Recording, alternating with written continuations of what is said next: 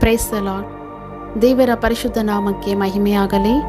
ಪ್ರಿಯರೇ, ಕ್ರಿಸ್ತನ ಬರೋಣ ಸಮೀಪಿಸುತ್ತಿರುವಂತಹ ಈ ಕಡೆ ದಿವಸಗಳಲ್ಲಿ ಪವಿತ್ರಾತ್ಮನನ್ನು ಕುರಿತು, ಪವಿತ್ರಾತ್ಮನ ಫಲಗಳನ್ನು ಕುರಿತು ತಿಳಿದುಕೊಳ್ಳಲು ಎಷ್ಟೋ ಹೆಚ್ಚಾಗಿ ನಾವು ಆಸೆ ಪಡಬೇಕು. ಕಾರಣವೇನೆಂದರೆ, ನಮ್ಮ ಈ ಆಧ್ಯಾತ್ಮಿಕ ಜೀವಿತದಲ್ಲಿ ಪವಿತ್ರಾತ್ಮನ ಅಭಿಷೇಕವನ್ನು ಹೊಂದಿದಾಗ ಎಷ್ಟೋ ಬಲವುಳ್ಳವರಾಗಿ ಕಾಣಿಸಲ್ಪಡುತ್ತೇವೆ.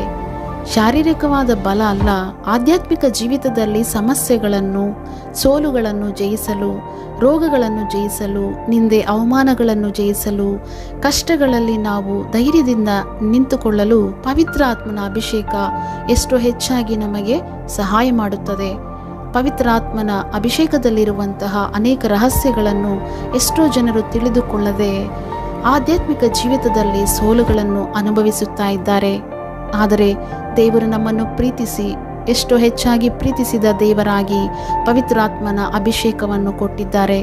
ಅಷ್ಟೇ ಅಲ್ಲದೆ ಪವಿತ್ರಾತ್ಮನ ಅಭಿಷೇಕ ಹೊಂದಿದ ನಂತರ ಗಲಾತ್ಯದವರಿಗೆ ಬರೆದ ಪತ್ರಿಕೆ 5ನೇ ಅಧ್ಯಾಯ 22ನೇ ವಚನದಲ್ಲಿ ಆತ್ಮನ ಫಲಗಳ ಕುರಿತು ಬರೆಯಲ್ಪಟ್ಟಿದೆ.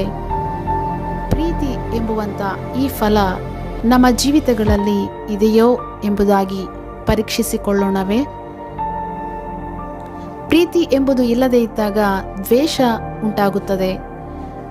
ನೀನು ಒಬ್ಬ ವ್ಯಕ್ತಿಯನ್ನು ದ್ವೇಷಿಸುವುದಾದರೆ ನೀನು ಮರಣದ ಅಂಚಿನಲ್ಲಿ ಇರುವಿ ಎಂಬುದಾಗಿ ನೆನಪಿನಲ್ಲಿಟ್ಟುಕೊಳ್ಳಬೇಕು. ನಿನ್ನಂತೆಯೇ ನಿನ್ನ ಸಹೋದರನನ್ನು ಪ್ರೀತಿಸಬೇಕು. ಕ್ರಿಸ್ತನ ಪ್ರೀತಿ ನಿನ್ನ ಹೃದಯದಲ್ಲಿ ಹರಿದು ಬರಬೇಕು.